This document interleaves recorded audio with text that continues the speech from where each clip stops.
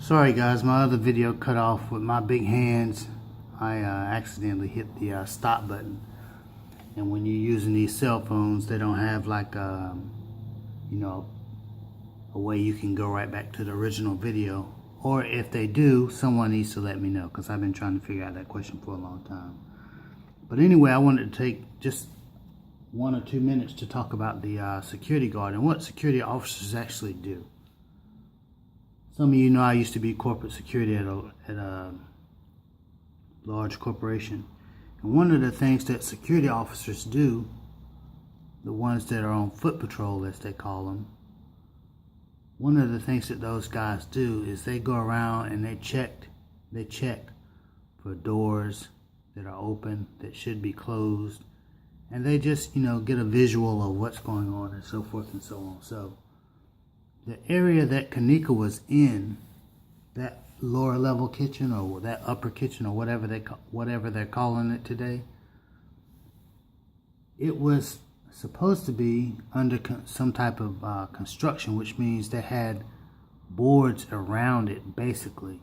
And then once you get past the boards, then you could enter that particular kitchen area. So that means that whoever was working in there left that kitchen unlocked, left the area unsecured. And that's the reason that the hotel is in trouble, because that area that she was in wasn't supposed to be accessible to the public. So my question, going back to the security guard, would be, his job is to walk around every hour or every 2 hours or, whatever his schedule is to walk around and to check and make sure that areas that are supposed to be locked are indeed locked. And areas that are supposed to be populated with people, there's nothing, going on in those areas.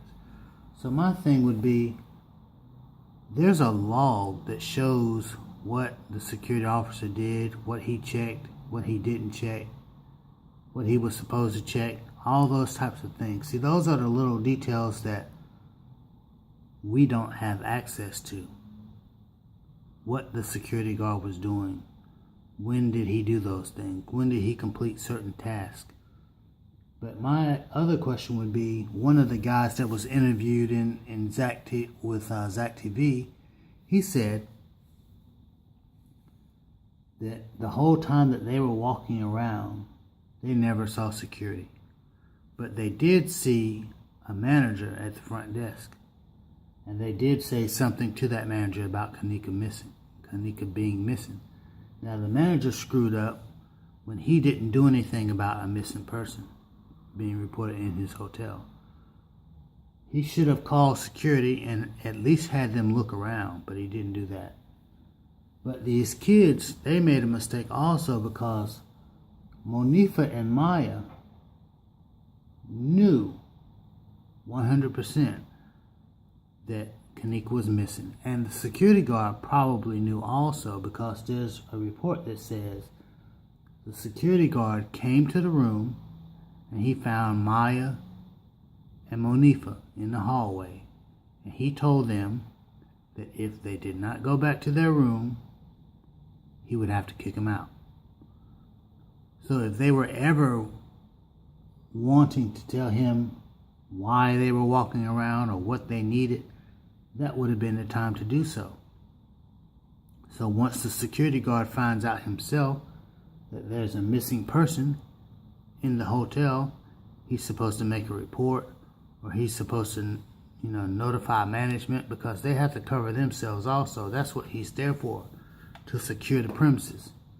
So how can he get a report that someone is missing and there's no paper trail saying, yes, there was a report of a missing teen, and then, hindsight, that same teen that he knows is missing turns up dead. So the security did know that she was missing. So you would imagine that if the security guard knows that someone is missing in his hotel, what would you do as a decent security guard? when you're making your rounds, you're going to be looking. You're going to be thinking about that person that's missing. You're going to be checking all these little odd areas. And when you find that kitchen that's supposed to be locked, that's open, you're going to go in there, aren't you? I mean, it's just logical. Your job is to secure the premises, to walk around, to let the hotel know that nothing fishy is going on. You find out there's a missing person inside the hotel, and that's why these girls are running around looking. We see you on camera running around. So it's logical to me that if you know someone is missing in your hotel and your job is security, you're going to be walking around, you're going to be thinking about that. Even if you, let's say you didn't even care and you didn't purposely do anything, you're still doing your job in terms of being a security guard. So you're going to be walking around checking off what you're supposed to check off.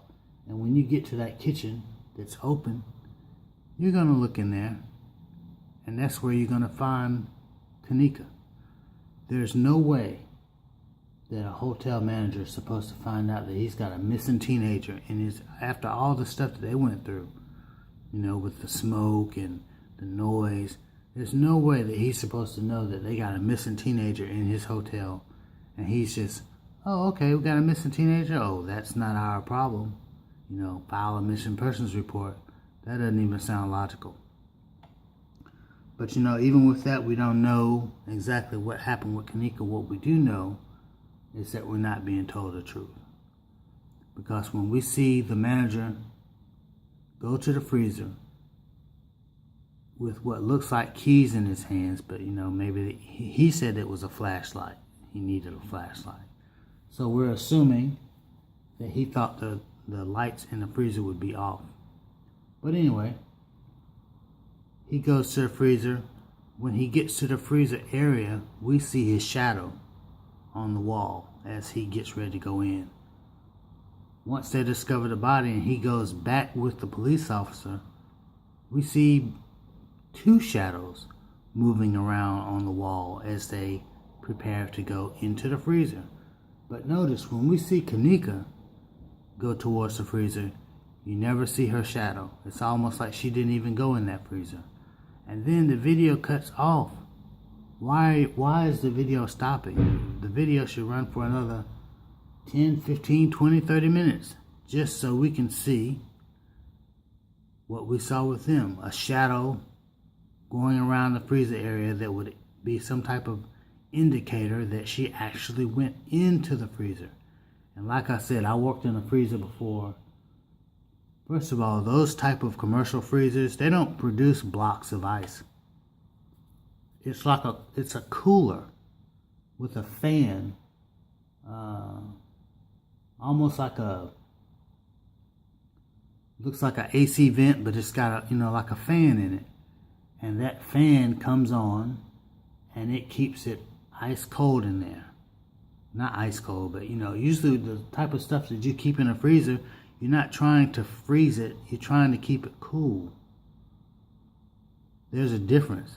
Like if you are prepping food for breakfast, you're going to keep your eggs in the cooler, right?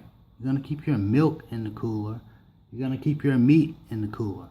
But when you get ready to use it at 4 or 5 o'clock in the morning as you prepare breakfast, you don't want your milk to be frozen. You don't want your eggs to be frozen. You don't want your meat to be frozen. You want it to be chilled so it doesn't spoil, right?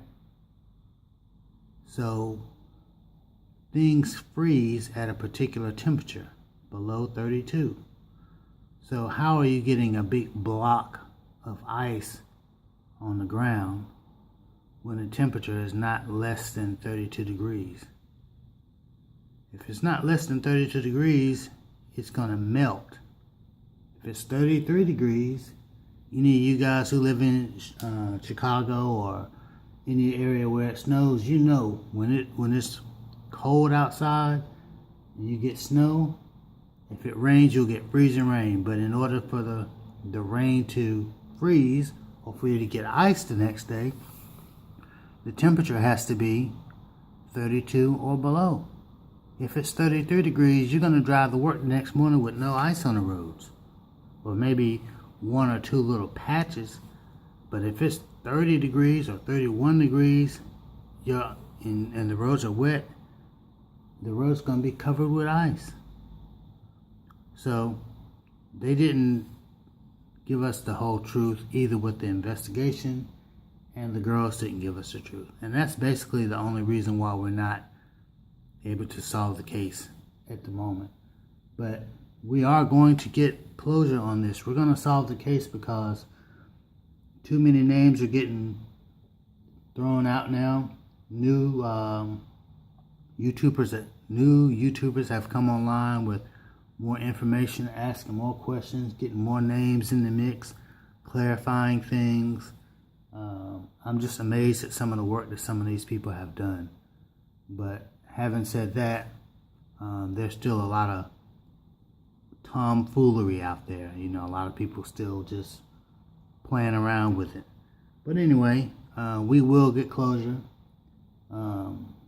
Maya and Monifa and Irene's sister and all those people, they're going to have to tell us the truth sooner or later, because already their stories, if you add them up, they don't match. Because one girl that came to the party early, around the time that Irene first checked in, because Irene got there before Keneeka them. So one girl that got there with Irene or shortly after Irene, or like that, she said that Keneeka left the room by herself. Everyone else said that Keneeka left the room with Monifa and with Maya. That can't be both. So, the investigation is probably closed technically, but that doesn't mean that the officers aren't still interested. That doesn't mean they're not listening. That doesn't mean people aren't still sending them information. That doesn't mean the case won't be reopened. That just means that they don't have to assign someone from their manpower to work the case on a regular basis. They don't have to pay them specifically to work this case.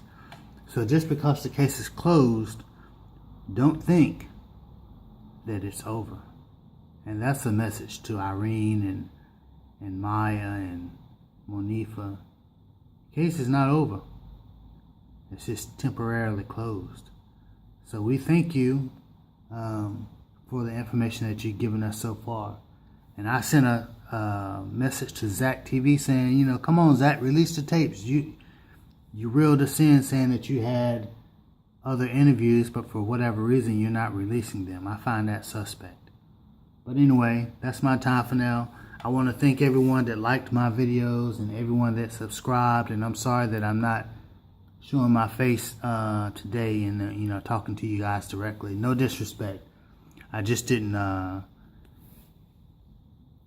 wasn't prepared to be on camera. Let me just say it that way. I should have done a little bit more before I made the video, but I didn't take the time to do that because I just been bubbling with this thought process. So anyway, thank you guys for liking and subscribing. Please look at more of my videos if you can. I know a lot of guys are coming in. A lot of you guys are coming in on pretty old videos. I'm still answering comments and things like that, so I can tell which videos people have watched. I got videos out there with 10,000 views or whatever, and I didn't really say anything more significant in those videos than I'm saying in these. The title may have just been different. So people are attracted to fancy titles and stuff like that. If you say real killer found or new evidence or something like that, you'll get 30,000 views, and you won't be saying anything more significant than what we're saying here today. So thank you guys.